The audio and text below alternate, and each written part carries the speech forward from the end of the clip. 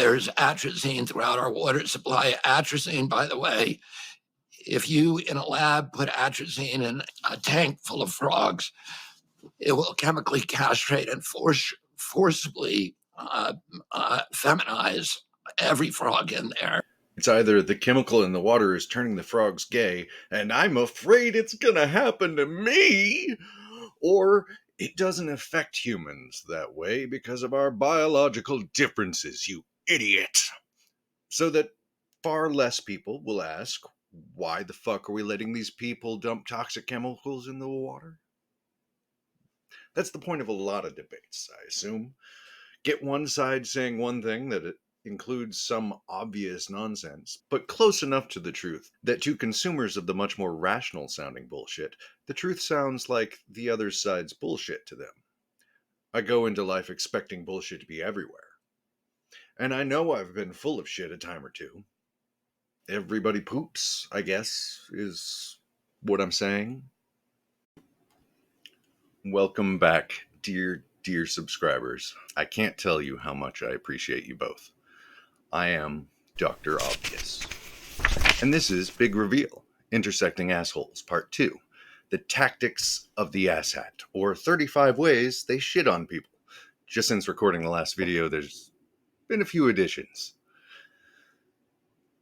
Big Reveal. I don't know what I'm doing. And as repeat watchers will note, I've forgotten everything I learned the first month of doing this.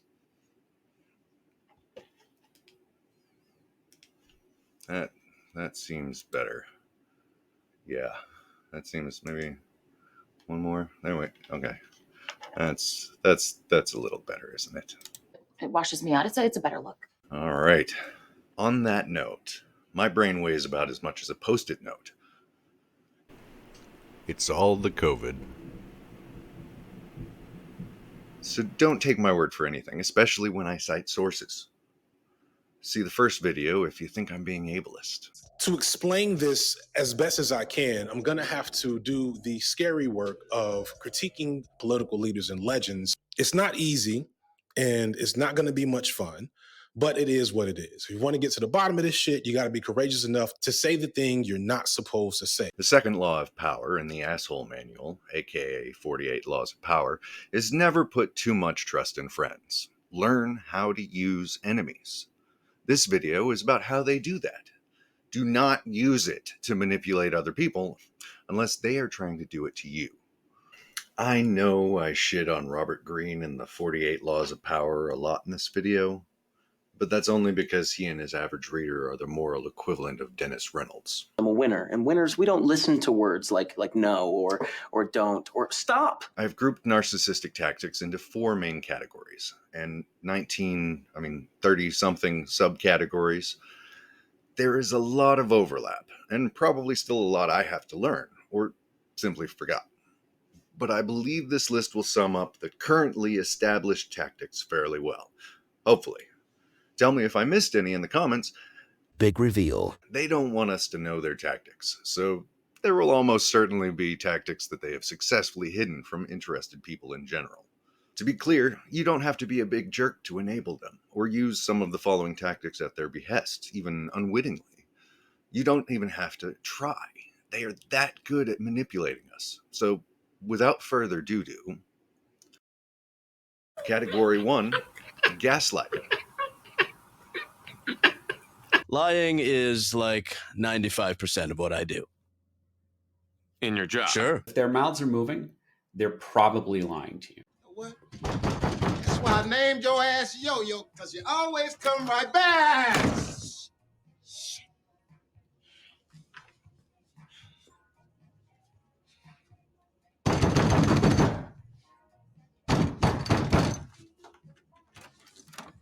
Fontaine, man, where the hell you been at? Huh?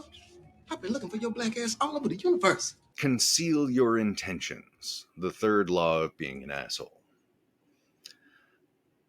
Subcategory 1, projection. Every accusation is an admission. Donald Trump is often guilty of the very things he accuses of others. In psychology, this is known as projection, a habit of taking your own traits and attributing them to others. So while Trump faced criticism for his views on race, from leading the birther charge on Obama to facing allegations of housing discrimination, it was Trump attacking Clinton for being a bigot. Hillary Clinton is a bigot who sees people of color only as votes, not as human beings worthy of a better future. My favorite thing is when people project projection on people. So then I'm being accused of projecting their projection of my projection. And it all gets very confusing. But they don't just project all their negative shit onto everyone else. They project errors.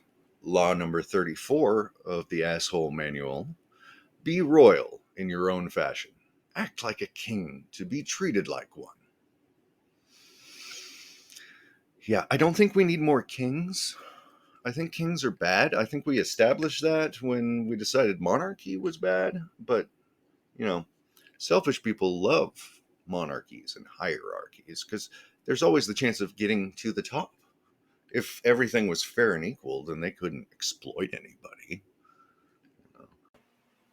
Subcategory number 2, scapegoating. Asshole law number 26, keep your hands clean.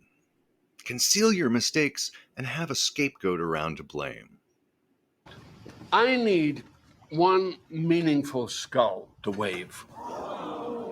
So, anyone like to say anything?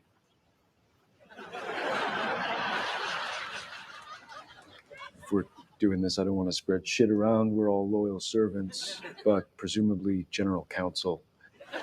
Sorry, Jerry, I like you. Seriously, Jerry? To pay for cruises, we take out a senior woman? Haven't we, kidding here, killed enough women already? There is no one more loyal than Jerry. What about Frank? I mean, how come Frank is even here today? Thank you. Welcome. I can see it. I take it. I make sense. Right? And after what he did to you, the boardroom coup? Water under the bridge. In a certain way, my indiscretion against the family makes me less of a compelling sacrifice. Unlike, for instance, a loyal servant like Carl. I thank you, Frank, for that. Mm-hmm. Part 4 in this series is going to be more about scapegoating and about scapegoats, the people that are most likely to get shit on. Subcategory 3, playing victim. These 4 horrible, radical left Democrat investigations of your all-time favorite president, me, is just a continuation of the most disgusting witch hunt in the history of our country. It's gone on forever with Russia, Russia, Russia. This whole 2-week effort has been a calculated and orchestrated political hit. The only reason I'm giving her up is because I'm ready to turn a page. Yeah, it's a wonderful machine. I used it to traverse the plains of the Serengeti of my life. Now I want that for you, Bob. There she is. I'm sorry, you talking about the car in the river? Yeah. Well, it's an amphibious exploring vehicle, so. You think you can pull it out of the river? No. What fun would that be? Right? That's not my job. That's your job. I don't want to take that from you. You're going to love it. Yeah, right, but I didn't bring a change of clothes or anything. That's not really my fault, is it? I got to say, your line of questioning is starting to annoy me. Oh, no, I'm sorry. I thought I was going to see a car on land. Are you being cute right now? No. Is that what's happening? I'm not being cute. And no sale. How about that? Because you don't deserve the car. The car has spoken. I have spoken. You obviously don't get what's happening here. So be gone with you. All right. Subcategory 4, blame shifting. Now, blame shifting is another obvious one. They don't want to be blamed, so they're going to shift it onto something else or someone else. And scapegoating is, in many ways, the same thing. It's very similar. But blame shifting doesn't require that there is a scapegoat. It can also be manipulating things, historical things. So people who are like us aren't to blame. It's the people who are like the people that we're exploiting. So I think the Uncle Tom phenomenon is a really interesting aspect of blame shifting, because Uncle Tom in Uncle Tom's Cabin was not what we call an Uncle Tom now. Sambo was the Uncle Tom in Uncle Tom's Cabin. So what we really should be saying is that people who exploit their own marginalized groups to help the powers that be so that they can be shielded a little bit from the effects of marginalization and gain more power and a lot more narcissistic supply, we should be calling them Sambos, not Uncle Toms. But we've got to make it look like the bad people are good and the good people are bad in this, in this country. Just look at Hamilton. I'll talk about that more later. Word shifting is number 5. Stop, running out of fingers here. Redefining words and phrases or making softer sounding words for horrible shit. Almost everybody knows the George Carlin skit. I don't like words that hide the truth. I don't like words that conceal reality. I don't like euphemisms or euphemistic language. And American English is loaded with euphemisms because Americans have a lot of trouble dealing with reality. Americans have trouble facing the truth. So they invent a kind of a soft language to protect themselves from it. Words evolve. They get redefined by every new user, only occasionally holding fast to the established definition. It's natural that darkness is associated with fear and from that, malevolence, because most people with control over official definitions are diurnal pansies, too scared to sleep without a nightlight.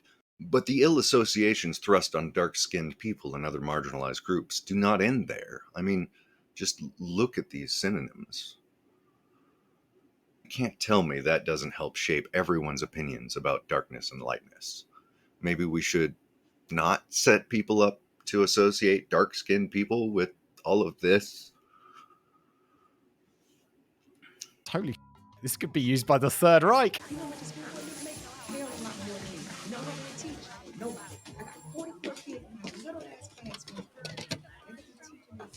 Oh, these devious motherfuckers. Number 6, logical fallacies. Asshole law number 43. Work on the hearts and minds of others. So, this book and books like it, I feel like we should all be, paying a little bit more fucking attention to the reality of our reality. And fallacy is a big part of that. There are certain ones that come to mind. I'm sure I can't remember most of what are in here because nobody gives a shit, and it's hard to pay attention to something that's so fucking dry and nobody gives a shit about it. We need this to be less dry, which is part of why I'm thinking maybe the next series or somewhere down the line, I want to read not the book because it's not public domain. The guy sadly only died a few years ago, but reading just like the headlines, faulty causal generalization sort of thing, and then maybe trying to make some sort of a jokey example as well as an example in real life. Everybody knows straw men and red herrings, even if they don't fucking know them when they see them. I'm not sure everybody really has a good grasp on any of the logical fallacies, really, for the most part, except for the people who abuse them. They seem to know what a logical fallacy is because they use them constantly. Most debate is just a bunch of logical fallacies lobbed at each other. See, the battle is really about authority. It's more than just science or evolution or creation. It's about who is the authority in this world, man or God. If you start with naturalism, then what about morals? Who decides right and wrong? Well, it's subjective. Marriage, well, whatever you want it to be. Get rid of old people. I mean, why not? I mean, they're just animals. They're costing us a lot of money. Abortion, get rid of spare cats, get rid of spare kids. We're all animals. But if you start from God's word, there are moral absolutes. God decides right and wrong. Marriage, one man and one woman. Sanctity of life. We care for old people. They're made in the image of God. Life begins at fertilization. So abortion is killing a human being. Mr. Ham, thank you for your comments. Now it's Mr. Nye's turn for a 5-minute opening statement. Mr. Nye. Thank you. It's a pleasure to be here. I very much appreciate you including me in your facility here. Now, looking around the room, I think I see just one bow tie. Is that right? Just one. I'm telling you, once you try. Oh, yes, 2. That's great. I started wearing bow ties when I was young in high school. My father showed me, his father showed him. And there's a story associated with this, which I find remarkable. I wish I could say I didn't understand it, but it seems to all point in the way of assholes. Assholes are the fucking problem. All right. There's an interesting straw man case with that whole thing where everyone had to call it climate change instead of global warming because theological couldn't handle that climate is dynamic and some places might actually be cooled before they get hot. I don't know if the narrative was intentionally fashioned with a straw man built in, but I suspect that sort of thing happens occasionally. So I have to ask, is it hot enough now for you fuckers? In the past couple of years, I was doing a bunch of research for a book called Dangerous Earth, and I spent a lot of time talking to glaciologists and a lot of people talking about climate change. And one of the points everybody made to me is, nobody was here the last time the Earth, the CO2 concentration in the atmosphere was here. The ice sheets and the glaciers melt like they are now. We actually don't understand all the processes involved. So being shocked saying the ocean's getting this warm, well, we've never seen what the Earth system was going to do when the CO2 was this high. And I just want to read you something right from the book, because this was one of the things that hit me really hard. It said, I wrote in here, some 3 million years ago, carbon dioxide concentrations were similar to what we see today, 350 to 400 parts per million. Temperatures were 1 to 3 degrees Celsius warmer than now. And here's the big one, sea level was up to 20 meters higher. Meters, that's 60 feet Meters, almost. Yep. 60 feet. Mhm. So remember, the last time the Earth was in this situation, nobody was here. We don't know how the Earth system's going to respond. Mhm. And all of the models are based on what the Earth has been like. So I don't even want to call us abnormal or anomalous, because we're in a very different system now. We're guinea pigs. False dichotomy, aka false dilemma, is another one that I love to complain about. And it gets so intricate. The way each side of the false dichotomy, known as American politics, behaves, as if anything real that the other says is just talking point or conspiracy theory, and they dismiss it without question, including the right's dismissal of the way abortion is actually used and the amount of lives it saves in favor of their bullshit, and the left's dismissal of the lab leak fact in favor of NIH propaganda. Big reveal. The NIH is bad, and so is not having access to abortion. If this series gets any attention whatsoever, like I said, I may make logical fallacies into a big reveal series.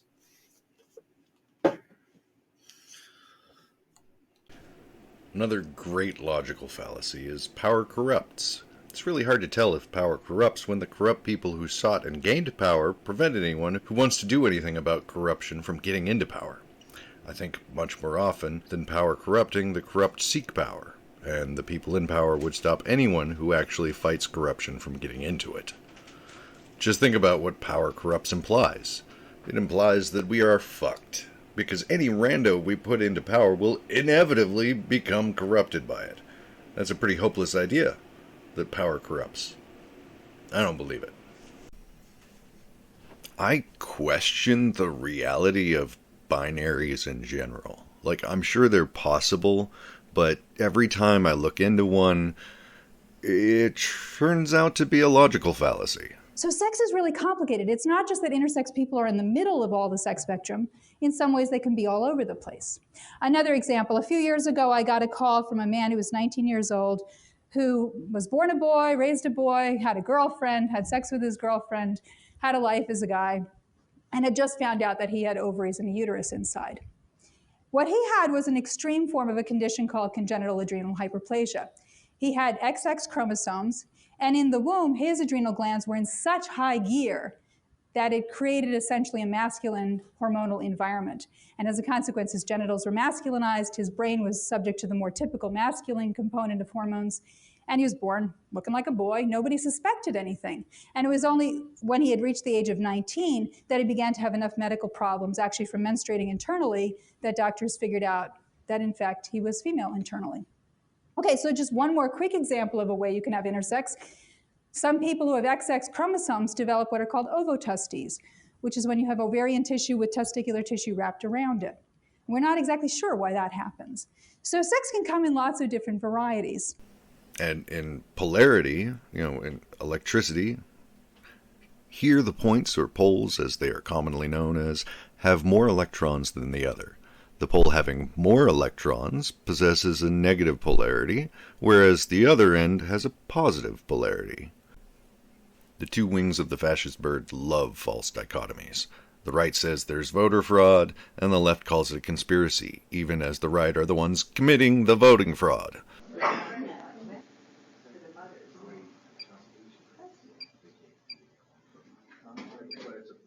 Subcategory 7. Sowing division.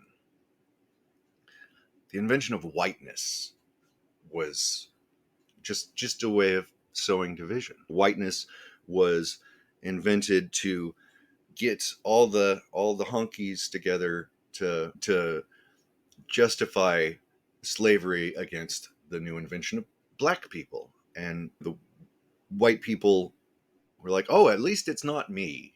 At least it's not me that's being put into slavery. At least I'm free from chattel, even if I still have no option but to put my time and my energy and my body through hell to make somebody else rich for a tiny portion of the amount of money that I made for them.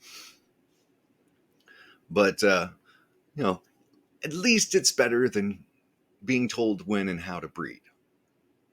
Another very common form of sowing division today is when people call anti-Zionists anti-Semitic, particularly Jewish anti-Zionists. That's weird to me. And Palestinians are a Semitic people, so being anti-Zionist is more pro-Semitic than being a Zionist. Because if you're a Zionist, then you want some of the Semites to genocide another group of Semites. It's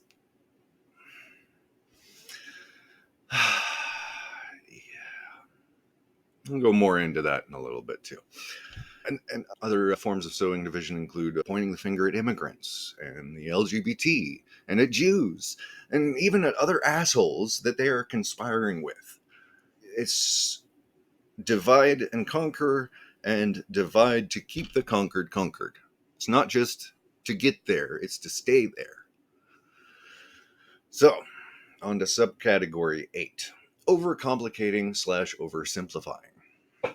You want to see some others? Yeah, yes, please. All right, here you go. Pretty nice chair also. This one's nice too. That's the same chair. Oh, actually, no, it's not. You're stupid. It's not. But yes, though. Nah, because see, this one is the gaming chair, adjustable ergonomic office chair with PU leather computer chair with lumbar support and 180 recline, easy to assemble and comfortable. All right, I don't want to know the names anymore. Can you just show me some more options? Of course, my man. We got all of these, actually. Okay, those are all the exact same chair. The fourth law of assholery in the asshole manual is always say less than necessary.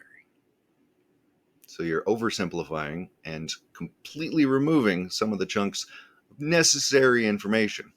This happens all the time. Going back to abortion, you're not getting all the information if you're anti-abortion. You're getting all your information regardless of where you're getting it from. You're probably getting all your information from big giant pieces of gatekeeping crap. But abortion generally doesn't involve murder so much as saving lives. And until you can personally end the problems involved with foster care, shut the fuck up about it. All right.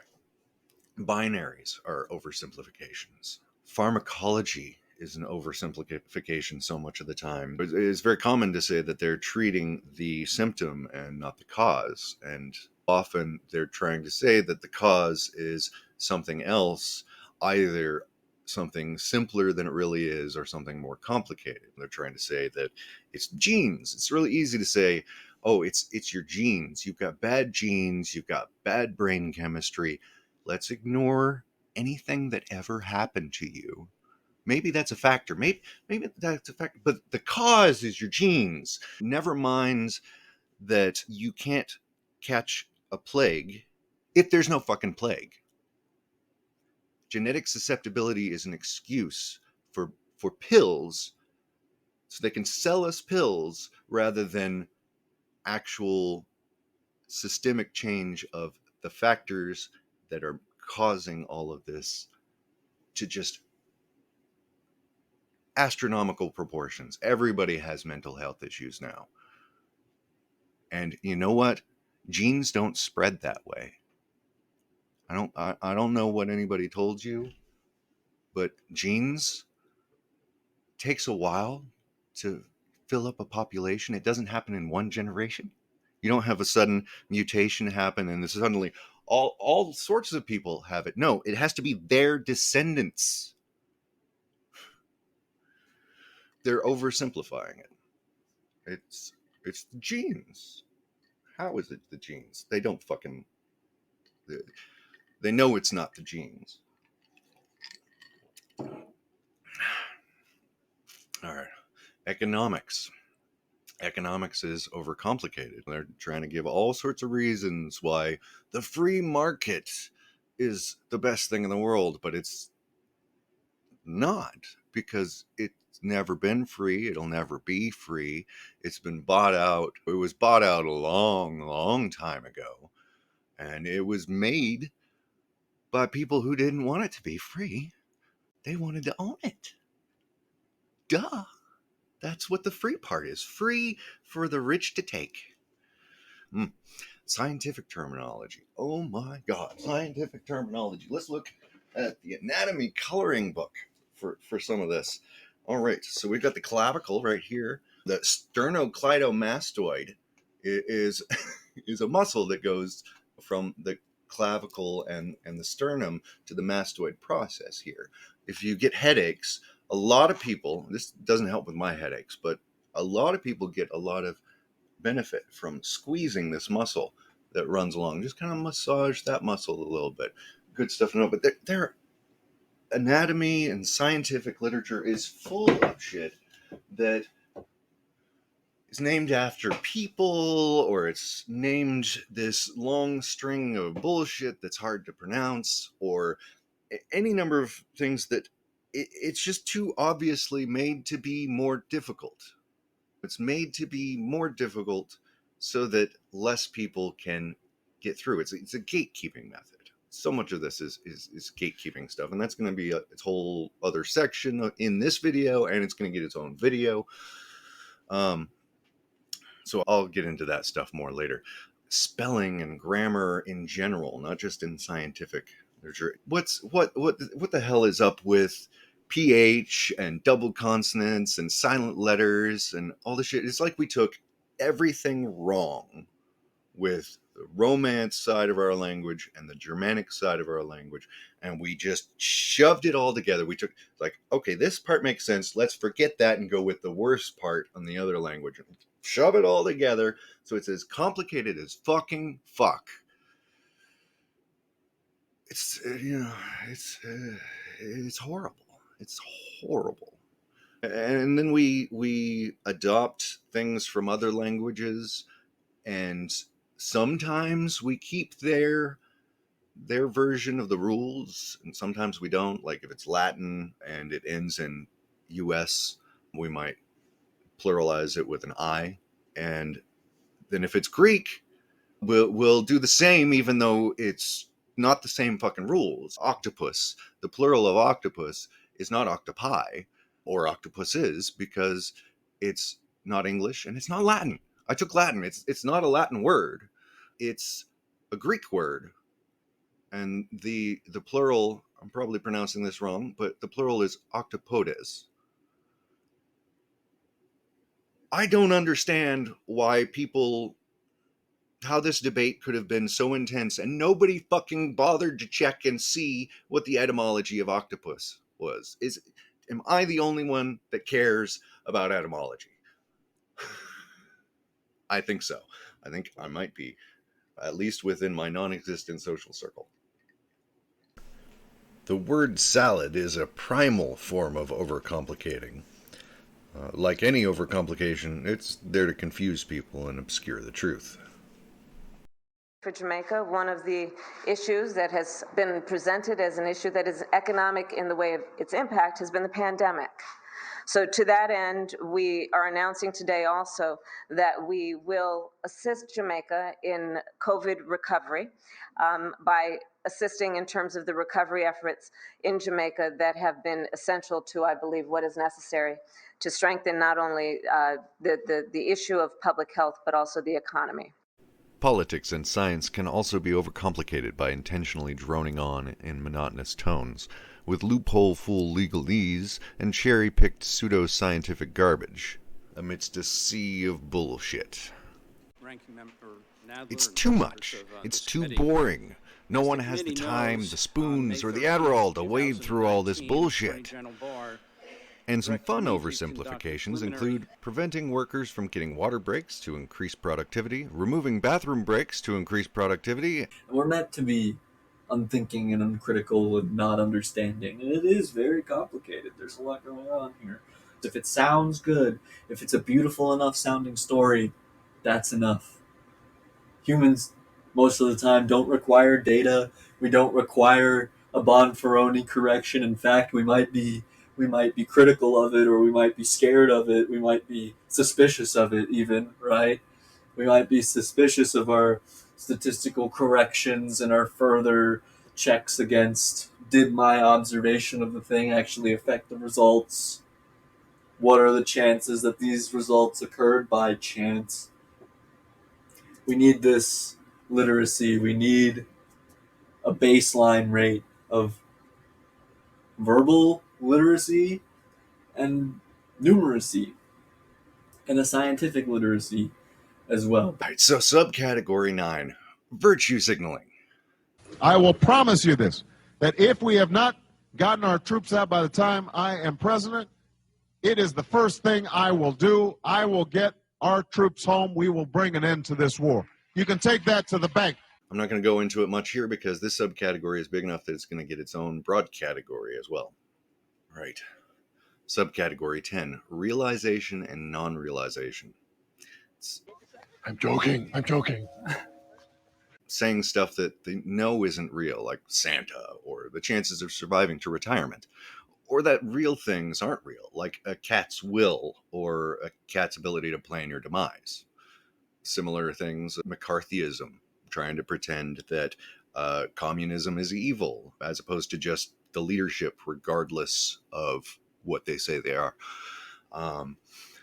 Biden trying to say that there are WMDs and pushing that lie to get us to invade Iraq. The conspiracy theory phenomenon, where anytime somebody talks about multiple people having a secret, that's considered to be crazy, as if people don't conspire with each other when playing games or get convicted of conspiracy all the time. Conspiracy is crazy. I'm not sure what to think about the whole CIA push the whole conspiracy theory equals crazy mantra, but I wouldn't be surprised. There's people saying that they coined it. Maybe that itself is obscuring it, so they can be like, you're wrong. But the truth is that they were really pushing it. I don't know. In a way, realization and non-realization are just the ultimate forms of min-maxing. Which brings us to subcategory 11, min-maxing. Abortion again, minimizing the benefit of abortion and maximizing the occasional sadist's, sadism. The environment versus genetic thing is a form of min-maxing. Well, like I said, there's a lot of crossover in this list. Lead poisoning. People saying that there's a safe level of lead when there is no fucking safe level of lead. Anticholinergics. We're minimizing the side effects. I'm not telling you that you're probably going to get dementia if you take an SSRI or any of these anticholinergics, that it, even if you don't get officially diagnosed with dementia, you're probably still going to, almost certainly still going to get brain damage. And you're maximizing the benefit by cherry picking results and by ignoring that majority of the people that aren't covered under the placebo effect are absolutely covered under the they would have gotten better on their own category. Because there are a certain amount of people who have social support and have the things to help them combat against depression and low self-esteem and stuff. And they get better on their own. But that wasn't accounted for when Eli Lilly decided to put Prozac on the market. We maximize our emphasis on grit in movies and on choice, and minimize our emphasis on empathy more often than not. Imagine a video game where the points are awarded for saving lives, but not for taking them. Law number 37 of the Asshole Manual: create compelling spectacles. And do you know what he wants most out of each and every one of you? Say it with me if you will. I know you know it. Obedience. They give Jim Jones a run for his money. They got the Kool-Aid part down too. Cause it don't matter how bad your life is. It don't matter how to get a victory. It don't matter. You got a light bill due. It don't matter. And you got a gas bill too. It don't matter. Your grandson Jamal was gunned down in a drive-by shooting right next to the Dairy Queen. I ain't been to church in a while. Something is up. You're minimizing anything that isn't on the stage, like the cruel reality behind Hamilton, or the real results of a cherry-picked study. Even the reviews of our media are a stage for performers who control the narrative with maximizing effort on wanted parts of the message and minimizing or altogether absent parts that show things like that the real Alexander Hamilton was an elitist anti-democrat who used violence to crush dissent. Subcategory 12. The many faces of false choices. Law 11 of the Asshole Manual is learn to keep people dependent on you. Law 31, control the options, get others to play with the cards you deal. And Law 32 is play to people's fantasies. So you get shamed for choosing the wrong choice. I'm tripping. I got water on my mustache. You should have chosen to dehydrate. So you get shamed for choosing the wrong choice in an impossible one, usually bootstrapping. Or one that provides supply, or false dichotomies, trichotomies, etc. Like the choice between two capitalists and ultimately capital-owned parties, plus a few small capital-owned parties that pretend not to be, Green, Libertarian, Tea Party, MAGA, Forward, etc. And I haven't heard anything from the Communist Party about them finding and exposing their infiltrators recently. Fortunately, this series is here specifically to help you rid yourself of anal parasites. Occasionally, you get new parties to make it look like we have other options, but we never really had any. You can go to the grocery store and choose between all sorts of brands that are all owned by the same baby rapist. Wait, no, DuPont just packages them all, or a lot of them. I've got a note here about Israel and anti-Semitism, but I don't remember what I was going to say about that. Many faces of false choice. Yeah, I feel like there's so much to say there. I should have written something down so I knew what, because I'm thinking about the forced conscription that they have there. The Palestine Laboratory, How Israel Exports the Technology of Occupation Around the World. That's the title of a new book by the Australian journalist Anthony Lowenstein, who examines how Israel's military-industrial complex has used the occupied Palestinian territories for decades, he says, as a testing ground for weaponry and surveillance technology that they then export around the world. Anthony Lowenstein is the author of a number of books, including Disaster Capitalism and My Israel Question. He was based in East Jerusalem between 2016 and 2020. His most recent article for the Sydney Morning Herald is Being Jewish and Critical of Israel Can Make You an Outcast. I Should Know. There's no choice. You take their shit if you're a Palestinian, and you live on the West Bank or Gaza, and if you try to fight back, then you're told you chose the wrong option. You should have just rolled over and died.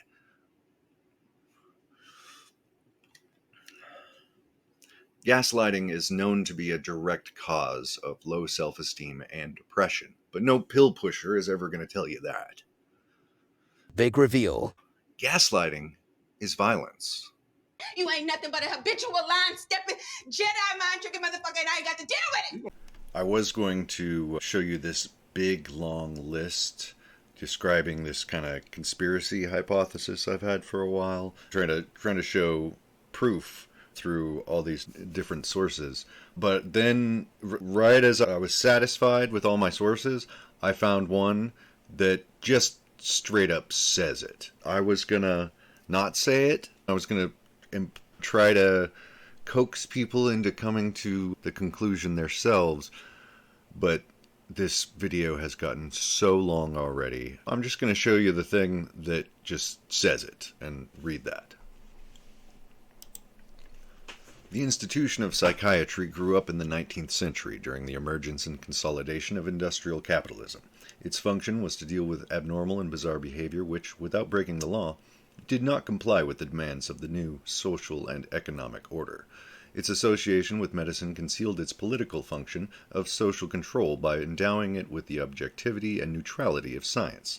The medical model of mental disorder has served ever since to obscure the social processes that produce and define deviance by locating problems in individual biology. This obfuscation lends itself to the perpetuation of the established order by sidestepping the challenge that is implicit in deviant behavior and thereby undermining a source of criticism and opposition. During the 20th century, a fierce attack on psychiatry has condemned this misleading medical characterization of the problems of living and repressive measures that masquerade as psychiatric treatment.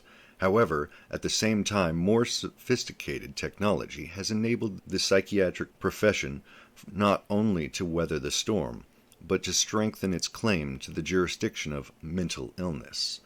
Opportunities for social control and the suppression of dissent in the guise of psychiatry have increased. Check the description if you want to see the citations that I was going to use for that. We all know that we're being gaslit about COVID. I can see all the infarctions and respiratory illnesses taking celebrities and causing excess deaths. I can see that it happened before the vaccine started, and that the spike protein the vaccine makes is itself dangerous, and that American medical practices make you more likely to get sick from it. And I can hear everyone mouth breathing. I think it's safe to say we're being gaslit just a wee little bit. That shit happened, right? I had a nightmare that the shit happened. So yeah, it happened. Category 2. Gatekeeping. The once crowded womb has become home to just a single living embryo. Now there's food aplenty.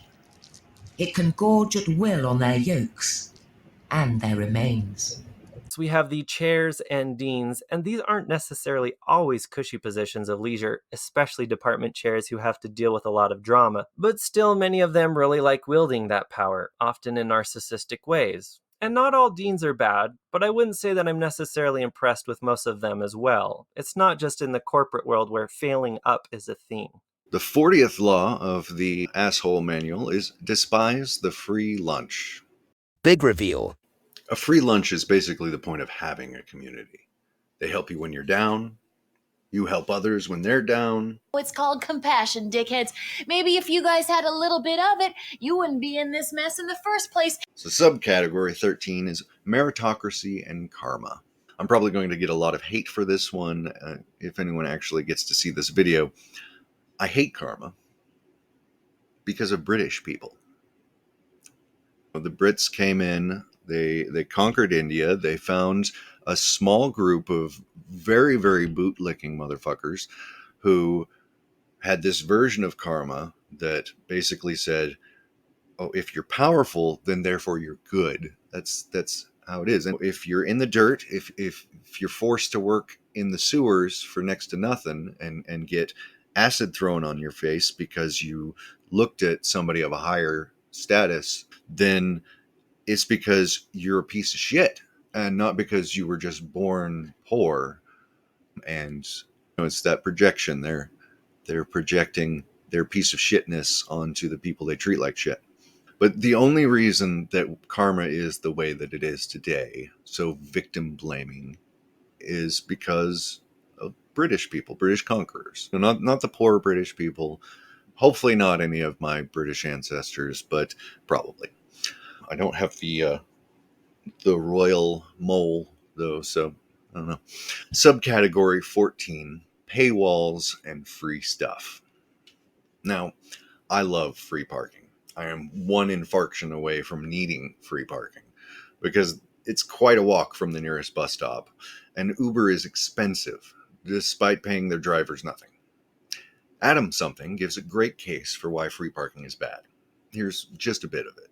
Free parking induces demand and incentivizes car-centric planning. The more cars there are, the more planners will plan around cars until you end up with a city like Houston, a place where you absolutely need a car to get around, full stop. Needless to say, putting the entire city behind an auto industry paywall is a bad idea, affecting low-income households the most. Think of it this way: the more hurdles and paywalls poor people have to jump over to escape poverty, statistically the fewer will succeed, meaning more people will stay poor. Most of Adam Something's shtick as a YouTuber is that public transportation should be much, much better, and I agree. Owning a car is a paywall to gain entry into a lot of society.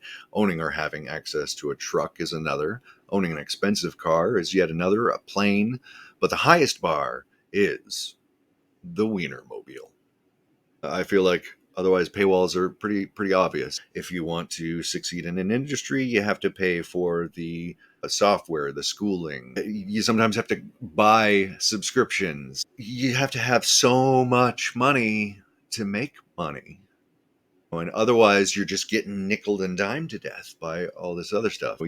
You have to buy your initial supply at a higher amount because you can't buy in bulk. You have to buy everything fresh from scratch, as opposed to people who already have the foundation built and have maybe burned a few of the bridges so that nobody else can cross to it, or destroyed the ladders, or whatever the metaphor is. Big reveal. Paywalls are bad, motherfuckers. You news organizations with paywalls, suck a fucking dick. Fuck you. Make it free. It's information. It costs you goddamn nothing to share it. You could just put in a goddamn advertisement or something, which I hate as well, but it's certainly, and I don't like this term lesser of two evils, but this is a lesser of two evils to have some advertising. And you do not have to advertise for fucking oil and bankers. You fucks. There are other groups that advertise. Jesus Christ.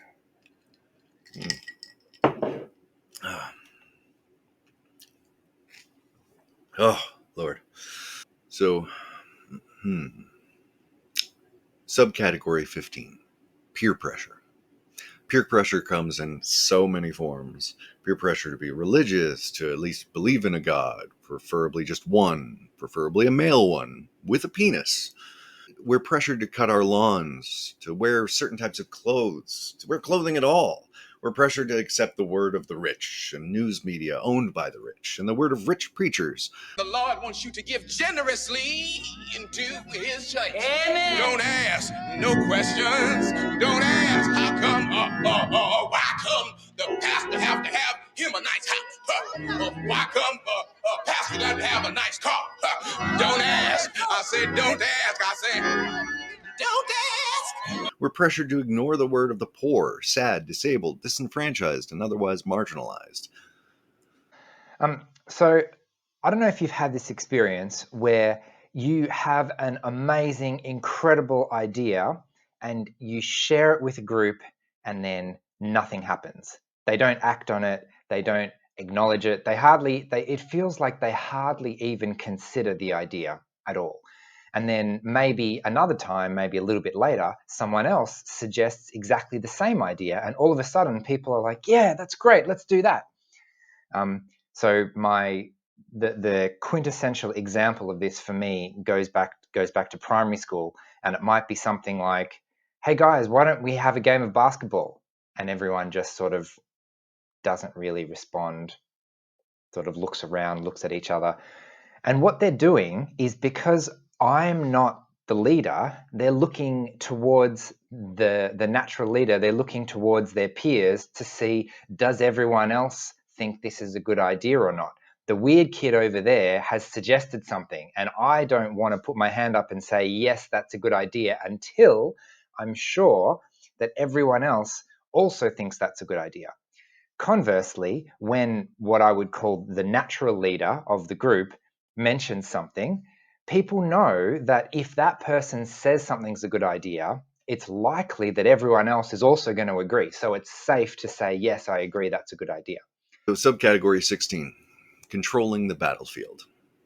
There's atrazine throughout our water supply. Atrazine, by the way, if you in a lab put atrazine in a tank full of frogs, it will chemically castrate and forcibly feminize every frog in there. It's either the chemical in the water is turning the frogs gay, and I'm afraid it's gonna happen to me, or it doesn't affect humans that way because of our biological differences, you idiot. So that far less people will ask, why the fuck are we letting these people dump toxic chemicals in the water? That's the point of a lot of debates, I assume. Get one side saying one thing that it includes some obvious nonsense, but close enough to the truth that to consumers of the much more rational sounding bullshit, the truth sounds like the other side's bullshit to them.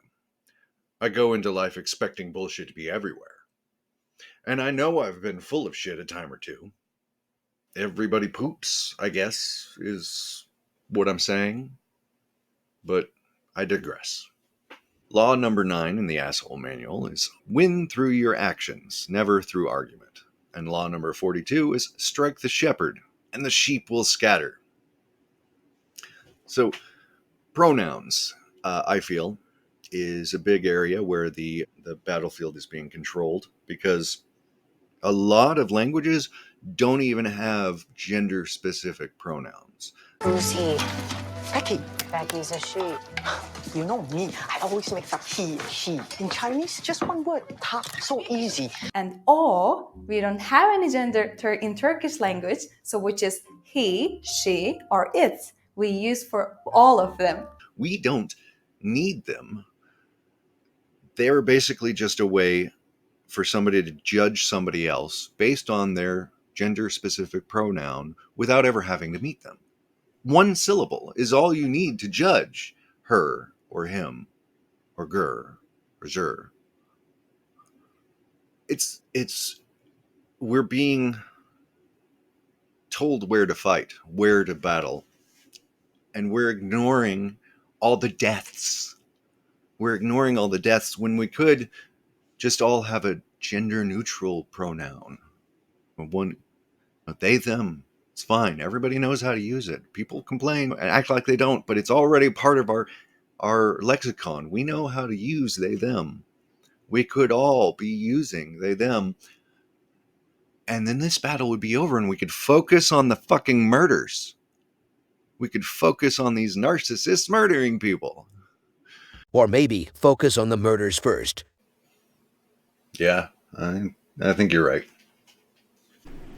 Pronouns are a lot like titles, which are also used or selectively not used for purposes of establishing authority or controlling an argument or a battlefield, as it were.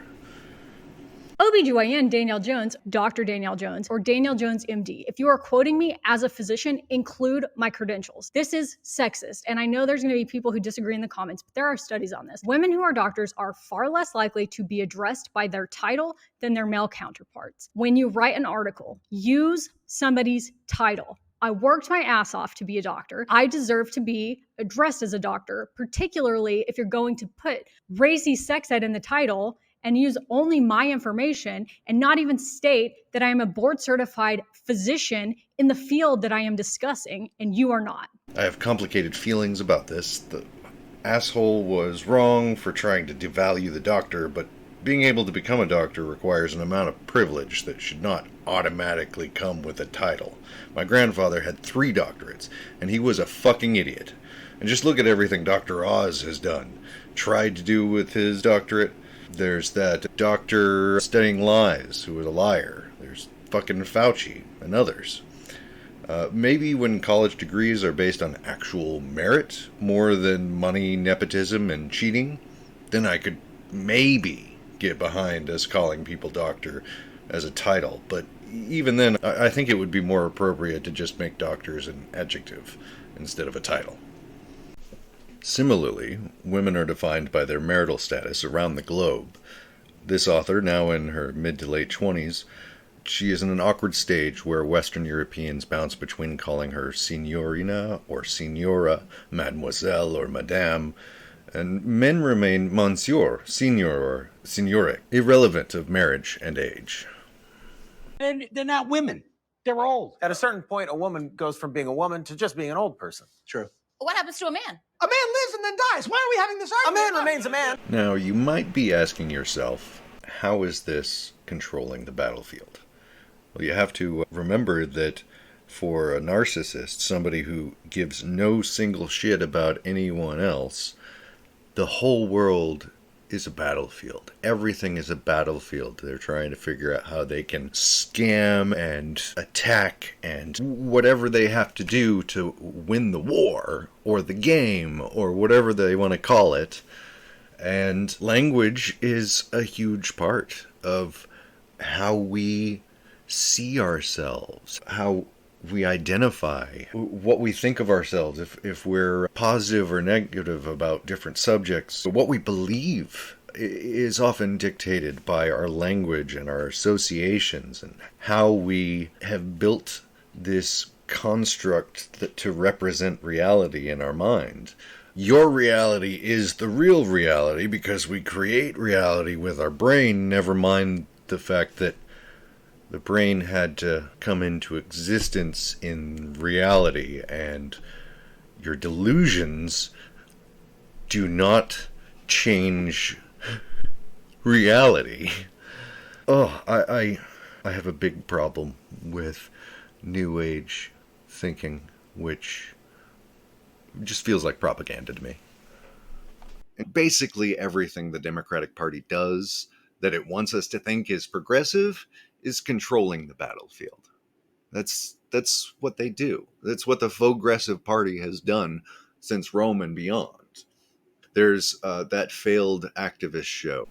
Of course, they chose the most popular sellouts among the progressive community for that bullshit. There's people planted in progressive movements to make them look bad. Controlling the battlefield also includes employees of billionaires pretending to be working for the people while they control the narrative, always pushing right or stopping leftward movement.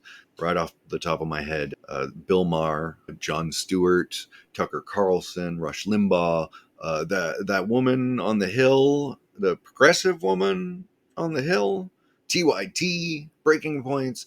Every corporate news outlet does this. And it feels like the same is true of institutions across the globe, wherever capitalism has gotten its hooks in, regardless of what they call themselves. If they allow capitalism in, can it really be a democracy? Can it really be communism or socialism? It's not any of those things if capitalism is involved.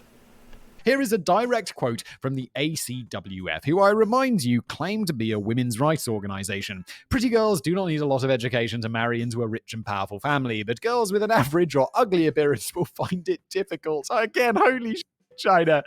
These girls hope to further their education in order to increase their competitiveness. The tragedy is they don't realize that as women age, they are worth less and less. Holy shit. Is this written by a women's right group in China or fucking Andrew Tate? So by the time they get their masters or PhDs, they are already old, like yellowed pearls. What the is happening? So instead of shaming women for wanting to educate themselves and have a career, maybe they should consider that centuries of institutional sexism has made all of their men completely undesirable. And in 2008, it was that WWF that created an ad so offensive that everybody from the WWF and the ad company DDB Brazil refused to accept responsibility for making or approving it. Wait, who made this? The ad was related to the devastating 2004 Indian Ocean tsunami, and they decided to show just how tragic of an event it had been. The image depicted an aerial view of Manhattan Island and its many skyscrapers, with the World Trade Center still intact. Also in the image were over 3 dozen commercial jets, all flying directly downward toward the buildings. Subcategory 17. Playing all sides. Law 14 of the Asshole Manual says, pose as a friend, work as a spy. I'm not going to change anything in any fundamental way. The famous burglary of the FBI office in Medea, Pennsylvania, I think in 1971, where the burglars, who were basically anti-war dissidents, took a bunch of documents and then began to understand what they were looking at only after they had taken the documents, and they started parceling them out to members of Congress and journalists who they thought would be helpful in disclosing and airing the information that they were providing to them. And they were sending it to them anonymously. And they were sending to very liberal members of Congress. And one of the things that I learned that was shocking was that those members of Congress immediately turned them back to the FBI without doing anything with them. And some of the journalists they sent them to did the same thing. I'm not going to change anything in any fundamental way. The pharma giant Wyeth makes Centrum and other supplements, and Bayer Healthcare of aspirin fame makes the one-a-day line. Unilever, Novartis, GlaxoSmithKline, and other big pharmaceutical firms also make or sell supplements. Nestle has their own group now. You know, they own all our food, and now they own a bunch of the supplements. Nestle Health. There is also this fun thing where we're told Medicare for all, Medicare for all. Well, I'm on Medicare. It is not the same as universal health care. Stop saying Medicare for all. Medicare is bullshit. It's bullshit. Don't push it. They're always trying to make something awful sound good. Medicare for all would be great if Medicare was the same thing as universal health care. But Medicare, as it exists today, is a hellscape. I'm not going to change anything in any fundamental way. It's run by gangsters, for gangsters, and they say, pay up and we'll protect you and yours from us. I'm not going to change anything in any fundamental way.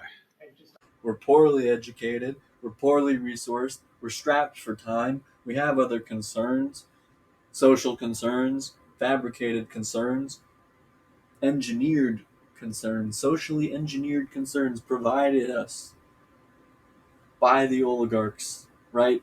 In the fashion of nudging, in choice architecture, in social engineering. We need to recognize the power and the opportunity in loneliness and in social destitution. We need to recognize the opportunity and the power in social wretchedness, social lowliness, in being a loser, right? Because there are a lot of us who are losers. And in societies where there's high inequality, it's very painful to be a loser. So the United States, the UK, South Africa, these are some of the most unequal, high inequality nations in the world. You have some of the greatest opulence and wealth directly adjacent to and juxtaposed with some of the utmost destitution, squalor, poverty, wretched, economic, and therefore social destitution. These things go hand in hand. I'm not going to change anything in any fundamental way. Hey! And I'll go into gatekeeping in a lot more detail in part 6. Now on to category 3, bullying. You get back, Matt's gonna shut it for you. Tell us, who you are. Okay. Rex Heuermann. I have one tool that's pretty much used in almost every job. and it's actually a cabinet maker's hammer. Cabinet maker hammer. Okay. It is persuasive enough when I need to persuade something. Not someone. Something. Sometimes I have to be the heavy framing hammer. The heavy framing hammer. Other times I'm the lightweight hammer just to nudge things along. Bullying does not get near the attention that it needs. None of this stuff does. Bullying, I'll get into it. Subcategory 18 is passive aggression. I'll admit, I'm pretty passive aggressive sometimes, but I learned from the best. Oh, hello, Buster. Here's a candy bar. Oh, no, I'm withholding it. Sterling, you did the right thing. No, I didn't. The thing I thought was right, but not what people think is right. Well, maybe you're turning into people. But I don't want to be people. And I didn't want to be a grandmother. But c'est la vie, dear. Yeah, and c'est la child support. Well, just tighten your belt. My belt? You said you were here for us. I am, dear. But with the economy how it is... What? My money isn't. Mother, you're in a limousine. And if I wanted to sit around all day going nowhere, I'd be a teacher. Aren't you something? Showing up here without your husband. Shame be damned. Caution to the wind. That's so sweet, darling. I'm here to support you. You're the one who's all alone and likely to stay that way. My husband's just a phone call away. That's one call per day, isn't it? Gee, I should think he'd want to save that for his lawyer. At least he's in prison, not an urn. What the hell are you wearing? The Pajamas? For God's sake, woman, where is your pride? in my work. That may be the funniest thing you've ever said. Thank you. Oh, shut up. You know, when I was little, I used to pretend you weren't my mother. Me too. Claiming she could take it no more, the young mother released the emergency brake, allowing her car to roll backwards into the nearby lake. Good for her. I must have gained 3 pounds. You might want to let that fire go out before you stick your face in it. Oh, that's funny, because I was going to say you might want to lean away from that fire since you're soaked in alcohol. Subcategory 19 is physical force. Do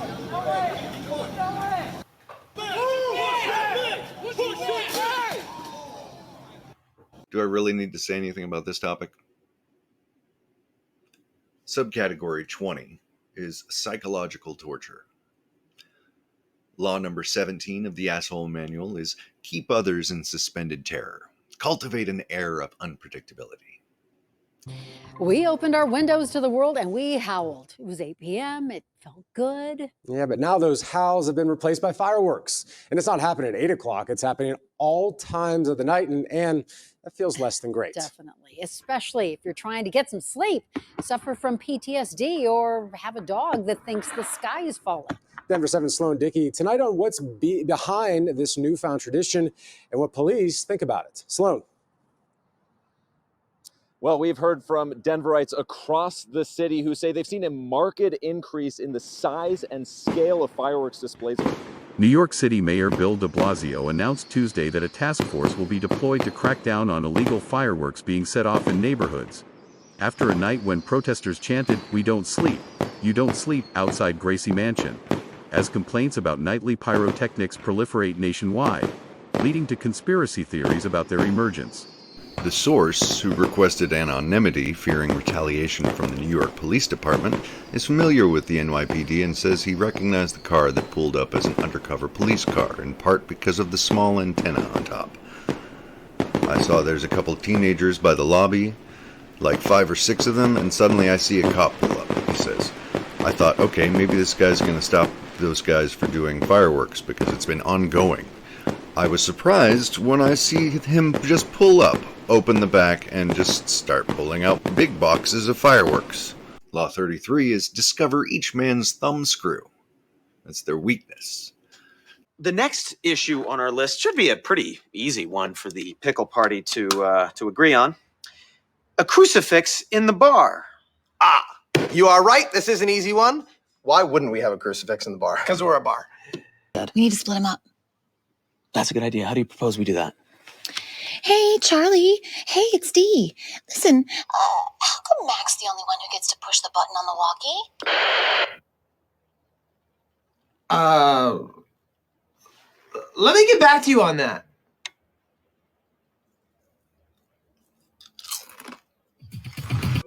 D. Do you want a tissue? Huh? You see, with this one simple but profound question, you instantly transport this man back to a time when he was a tiny, snot-nosed little bitch who depended on the most important person in his life for absolutely everything. The person who inflated his ego, who made him feel powerful, but also powerless. The person whose validation he's been seeking his entire life. Guys, the way to make a man fall in love with you is to make him feel like you are his mommy. And I want to get very real with you right now. Yeah, Can go I ahead. do that? Because I feel like I'm always coddling you. Interesting. But that's neither here nor there. I just want to get real with you for a Yeah, second. go ahead. So the acting thing, Mm-hmm. it's done. But it's been done for a long time. I mean, you were too old in 2006. You're way too old now, and you're bad at it. Thank you for your honesty. Yeah, are you cool? Oh, so much do I appreciate you for Thank you. that. That must have good. been hard for you It was. to say. Can I be honest with you? I need you to. Right? Right. Okay, so the veterinarian thing. Yeah. I feel like the only reason you wanted to be a vet was to keep the skins. What? You want to keep the skins, don't you?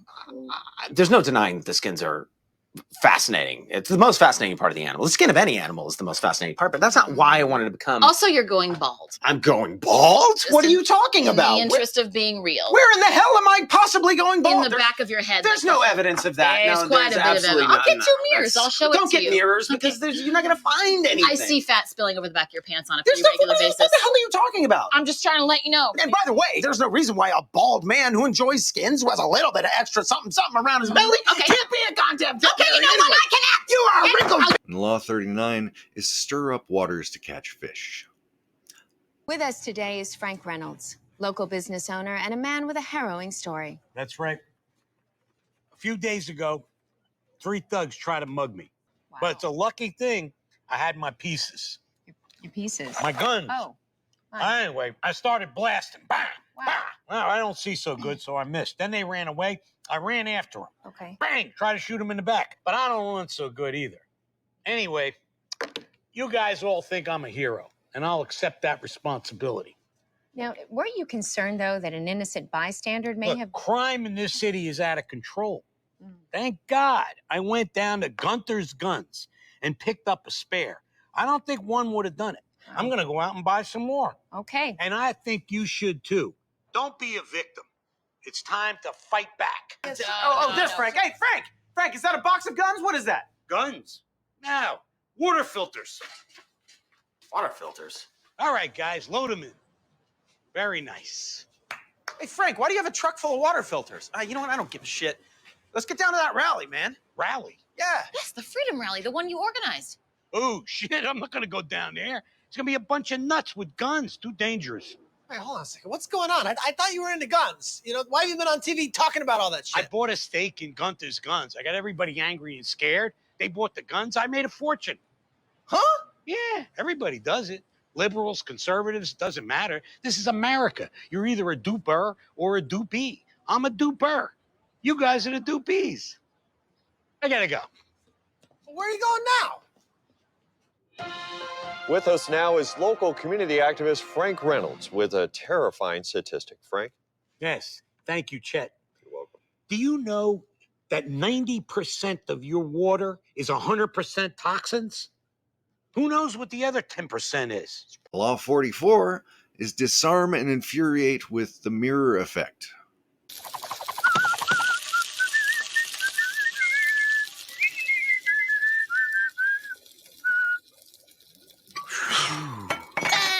Drop my spatula. Me too.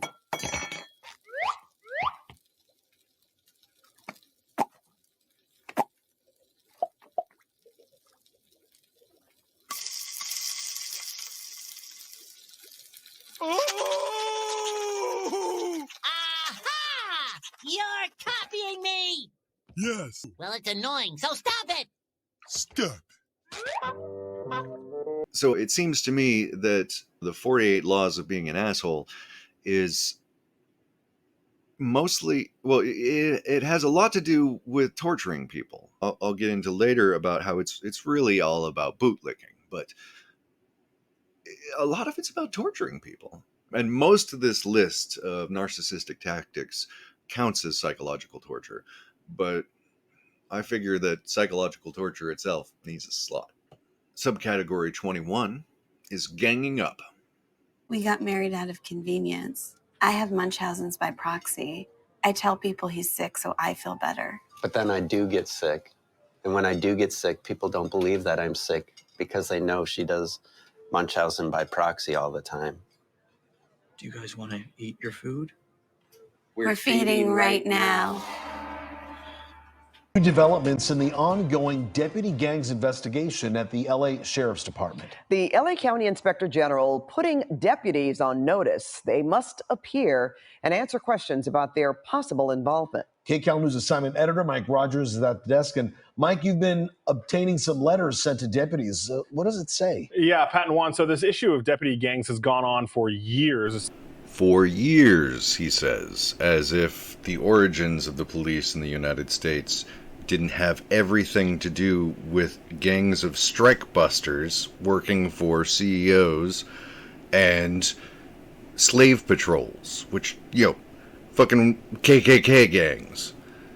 They found out about the CIA's mafia alliance, and then that led them to find that Sam Giancana had another mistress named Judith Campbell, who at the same time was also sleeping with President Kennedy.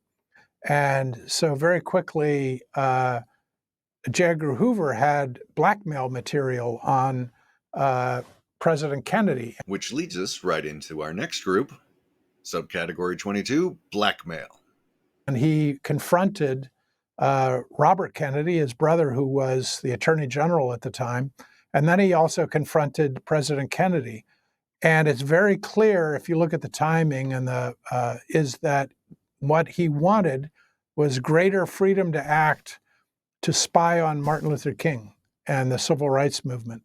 And it wasn't long after he confronted the Kennedys with this blackmail material about the fact that Kennedy was sharing the same mistress as Sam Giancana, that the Kennedys approved the wiretapping of Martin Luther King by the FBI.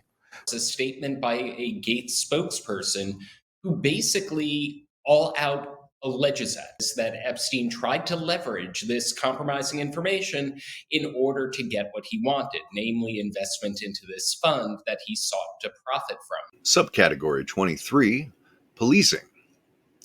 Policing could be good, but it generally isn't.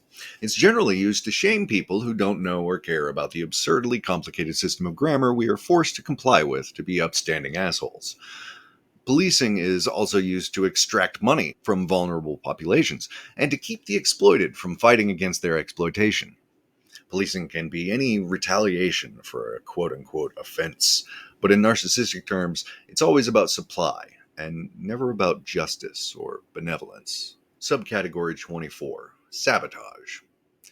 Just think of the algorithm. It's the algorithm. It's basically sabotage in binary. And ignoring and removing people from platforms, planting people in to sabotage organizations counts as this. And law number 36 of the 48 laws of dickholery is disdain things you cannot have. Ignoring them is the best revenge. And that's why I added ignoring into sabotage, because there's a whole lot of peer pressure related ignoring. Law 10 of the Manual of Assholery is infection. Avoid the unhappy and unlucky. It's kind of funny considering that Law 18 is do not build fortresses to protect yourself. Isolation is dangerous. It's so powerful of you, Mr. Green, to put unlucky people in danger by isolating them. I hope everyone took your advice after your stroke, you fucking asshole. Subcategory 25, curiarchy. This is a big one. Everyone likes to say that their problems are the root of the problem or the most important of the problems. Whether it's a conservative victim blaming other people or a legitimate grievance like white supremacy, patriarchy, and class, narcissism is the root of white supremacy. It's the root of sexism. It's the root of greed. Narcissism is the root of the hierarchical hierarchy and most of our problems. Narcissism is the most important problem. White supremacists couldn't do what they do without the Sambos of this world. The patriarchy would crumble without girl bosses keeping other women down. We don't just need to find leaders with some understanding of what it means to be marginalized. We don't just need a woman president, any woman president. We don't just need someone who's actually worked for a living, or the most marginalized amongst us. We don't need a wildly asymmetrical, disabled, intersexed victim of colonization with vitiligo to lead us if they also happen to be an asshole. And given the polls, I don't think we need anyone to lead us at all. I think maybe we could try an actual democracy without corp-elected representation. But that would be communism. And we hate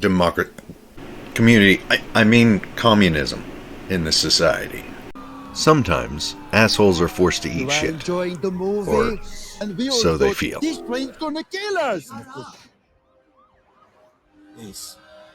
It's your right. So they immediately shit on someone else below them in the hierarchy. Or at least as soon as possible. Have I made myself clear? Yes, absolutely. It's been a pleasure working with you, Jerry. Thanks. I could have gotten you there. But nope. Nope. Nope. See ya.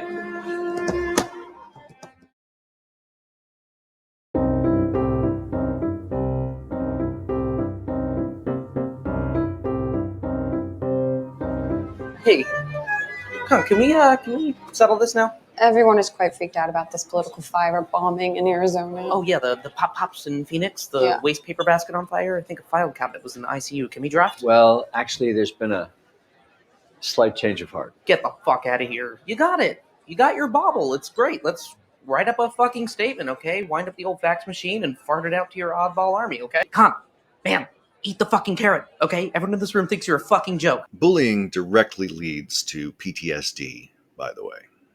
Also, there seems to be some resistance by elite bullies against studying the bullyish nature of mass shooters and serial killers and cops and politicians and CEOs.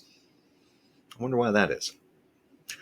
Before I show the final category, here's a bonus category called obviously evil shit, like murder and insert joke here.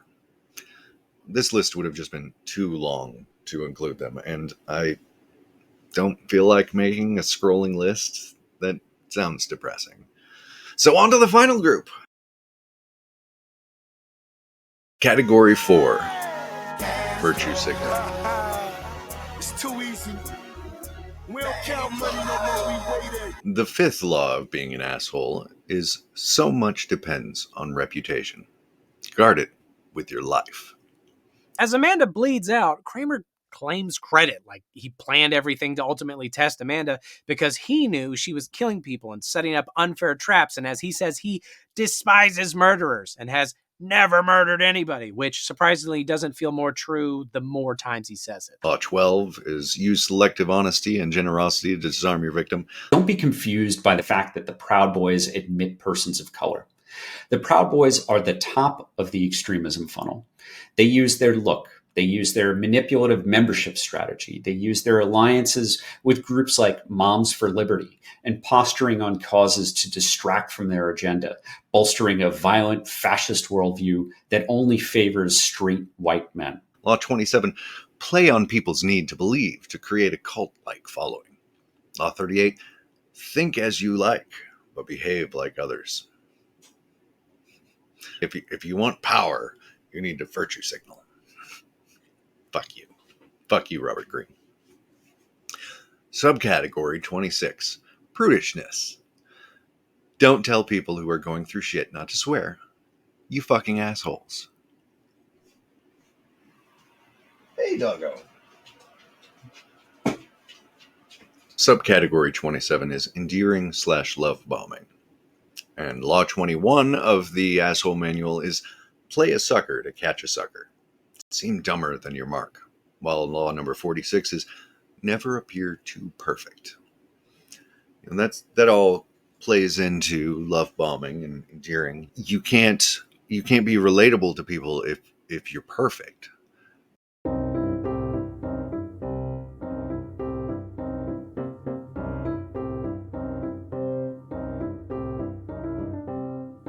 Narcissistic people want other people to think they're perfect, but people see through too much perfection, but they don't see through people having just a drop of humility in all their narcissism. They can't see through that. The love bombing is when the narcissist showers you with gifts and kind words. Again, it might feel personal and as if they actually like you or are starting to change for the positive. But again, this is all part of their game of control and manipulation. The narcissist feels at risk for narcissistic injury and thinks that you are slipping out of their grips of control, so they love bomb to make you feel safe again. During these periods, you might actually feel like you are enough for the narcissist. In reality, the narcissist's view of you hasn't changed. They still feel the same way about you that they did when they were belittling you. The narcissist isn't capable of feeling sustained, true emotions for someone. How the narcissist thinks about you is completely dependent on their own needs and not in consideration of you. Moving on. Subcategory number 28. Wealth/importance/power signaling. Have you ever been double booked at the doctor's office? It's a power signal. They also do it because they can, because they make more money that way, and because they're not going to bother seeing you for more than a couple of minutes. And then they're going to shove some pills at you. They may not legally be allowed to get kickbacks anymore, but they're probably getting kickbacks. The laws of asshole power involved with this one are 25, recreate yourself. Number 8, make other people come to you. Use bait if necessary. I've asked numerous vet techs what they think about people who name their animals after deities. You can fairly predictably spot someone who thinks too highly of themselves when they name their dog Zeus or Odin. Number 13, when asking for help, appeal to people's self-interest, never to their mercy or gratitude. And Law 30, make your accomplishments seem effortless. You're not powerful if things take effort. You want to seem powerful, seem effortless. Subcategory 29 is appropriation. People have been appropriating from other cultures for a very long time. We've been appropriating things since Greece, the Greek Empire, and absolutely the Roman Empire just took it to a whole other level. And we absolutely appropriate constantly.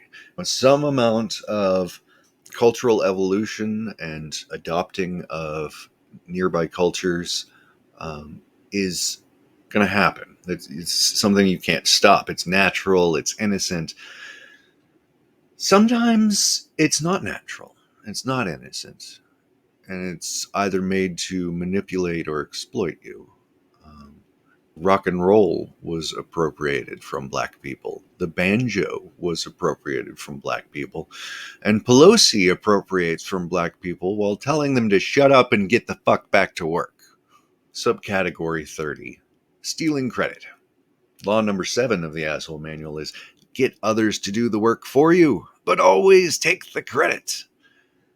Every narcissist does this. CEOs will do this about their employees. They give them next to nothing for money and no credit whatsoever. They take all the credit. They take all the money. That's the goal. That's the American dream, is owning a company so other people can work for you and make you money. Subcategory 31, grandiose bullshit. Ignition allows us to replicate for the first time, certain conditions that are found only in the stars and the sun. Nobody can do it like me. Nobody. Nobody can do it like me. Honestly. Nobody's stronger than me. Nobody has better toys than I do. There's nobody bigger or better at the military than I am. Nobody loves the Bible more than I do. Nobody builds walls better than me. Nobody's better to people. Nobody knows politicians better than I do. Nobody knows more about taxes than I do. Nobody knows more about debt than I do. Nobody knows the system better than me. Which is why I alone can fix it. And who are you, I hear you ask? Well, it's a good question. I am an esteemed British gentleman, well-bred to the manner born. I can speak 14 languages, as long as they are English. I can play any instrument, apart from bagpipes. They sound fucking terrible to everyone. I can fashion any tree, any hedge into a vulva. In the days before medicine, I survived gonorrhea, chlamydia, the plague, clubfoot, leprosy, black fever, yellow fever, night fever. But most important, and I must emphasize that this is the most important thing about me, I am a certified master coxman. To cut this short and to get straight to the point, you can all go fuck yourselves. Oh, for fuck's sake, Laszlo. Subcategory 32, token gestures. The 45th law of the Asshole Manual is preach the need to change, but never reform too much at once. Of course, they would be poor Machiavellians to, in every case, thwart the will of the people. They recently settled with KCPD for $500,000. It's a settlement they say wouldn't have been possible without a police accountability group and a video captured on a cell phone. And these deals are historic precedents, and they primarily agree to what the nurses have been asking for so long. We're not talking about weeks or months. We're talking about years here. The reason why nurses say this new contract that they just are working to ratify is so important is because of the patient-to-staff ratio. Token gestures save lives, but that doesn't make it any more than the minimum they could do. Being grateful for token gestures is like groveling to a king in thanks for not killing you for the poor crop after the king burned your fields. When your people go through 400 years of slavery, sharecropping, have to migrate constantly after technical slavery ends because terrorist organizations like the KKK and hostility against people that look like you are so tense, when your people go through the Black Codes, the destruction of thriving Black communities, Jim Crow laws, redlining, the war on drugs, the prison industrial complex, the school-to-prison pipeline, over-policing, police brutality, gentrification, discrimination based off of the follicles that come out of your own hair, and more, affirmative action is really the bare minimum. And then they get taken away. Subcategory 33. Cultivating mystique. The sixth law of anus power is create an air of mystery. The 16th law, use absence to increase respect and honor. And the 48th, assume formlessness. All of this is to cultivate an air of mystique. I feel like to some extent that whole one about never giving all the necessary information, being concise to the point where you're not telling nearly enough, that's helping in cultivating mystique. But mystique is mysterious, so I don't have a lot to say about this one. Maybe some other time we'll find out more about how mystique is cultivated.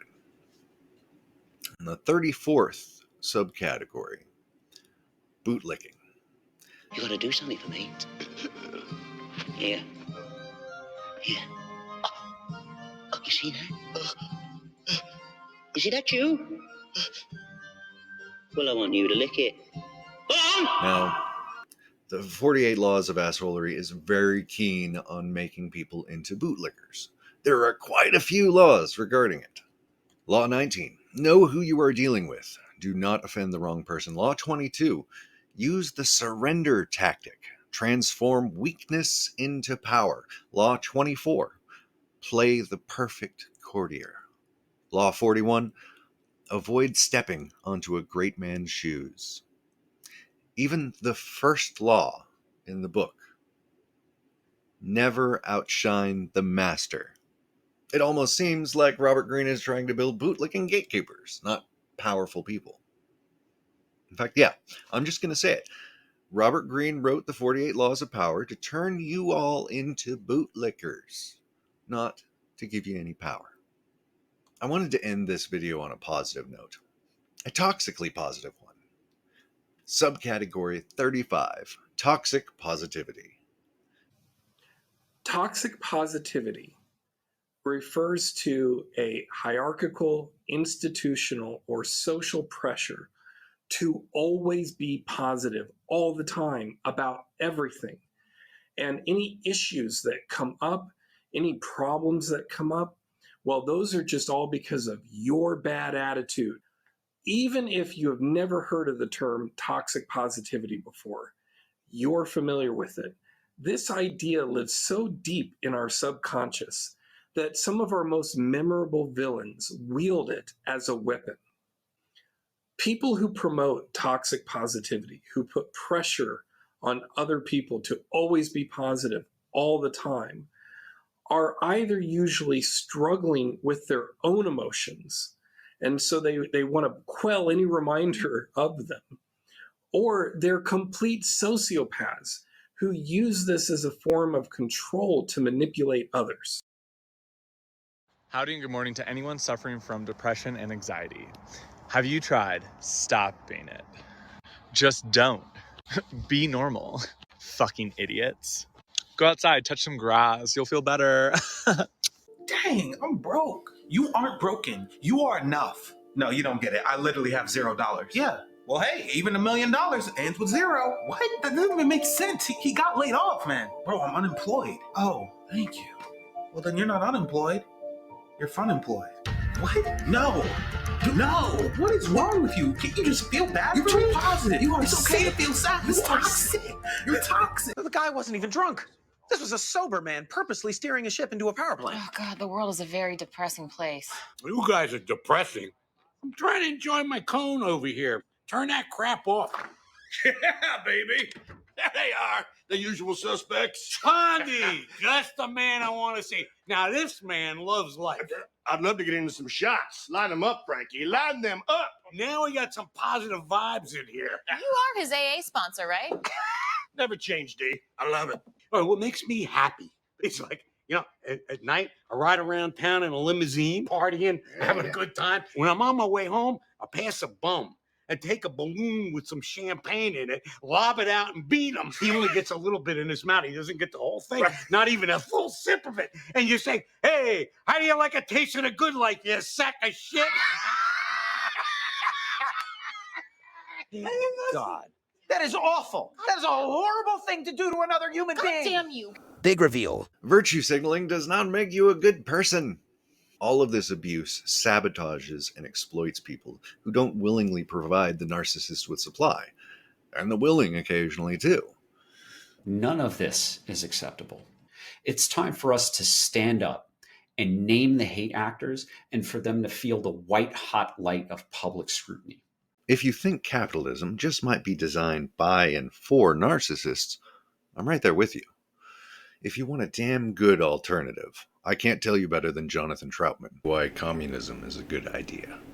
You can find this video in my playlists, Outside Info. It's a growing library of some of the best takes, in my opinion, on certain subjects. I don't always agree with everything everyone says, even in this playlist, and I think a few of them are gatekeepers. But the content of these videos are very close to my opinion and very informative. Jonathan Troutman has a phenomenal library on culture and ethics. Thank you, Jonathan, for that great shout out on your video, Dr. Cornel West is a spiritual gangster. I cannot in good conscience, or as someone who is traumatically skeptical of authority, endorse Dr. West or Marianne Williamson, because I think that they are just good actors, not genuinely good people. But still, thank you, Jonathan. And to my other subscriber, if you enjoy my take on shit, you'll probably like Jonathan Troutman's. Join me next time for part 3, Butthole-Driven Family Structures, or 7 Niches in the Crevasses of an Anus, if I don't discover more between now and then. I am on the case. And watch this 6-part video series to the end if you want to hear my take on what we can do about all this shit everywhere. We actually can find some of those who are to blame. And there actually are things that we can do, but they're probably more radical than many people are ready for. Oh, and I forgot to do an object find bit for the last one, so I didn't move anything. Here's the list, and some honorable mentions from the asshole guide. Law 15, crush your enemy totally. Law 20, do not commit to anyone. Law 23, concentrate your forces. Law 28, interaction with boldness. The bolder the lie, the better.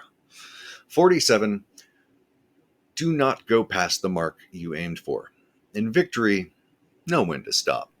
I feel like that's part of the whole bootlicking aspect. Like I said, they're trying to create gatekeepers, not actual powerful people. Thank you to both of my subscribers for watching. I hope you enjoyed it, and I'll see you again in the next one. As always, tell me your COVID symptoms in the comments, and don't forget to find the vertical ellipsis and press don't recommend this channel.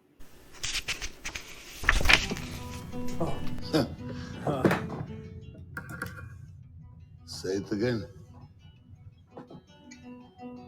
My government murdered Martin Luther King, Malcolm X, Bobby Kennedy, and John F. Kennedy. My government overthrew good, honest, democratic leaders of the people in Chile, Venezuela, Argentina, Peru, El Salvador, Nicaragua, Panama, and Bolivia, along with Britain. We carved up the Middle East, creating artificial geographical boundaries and installing puppet dictators.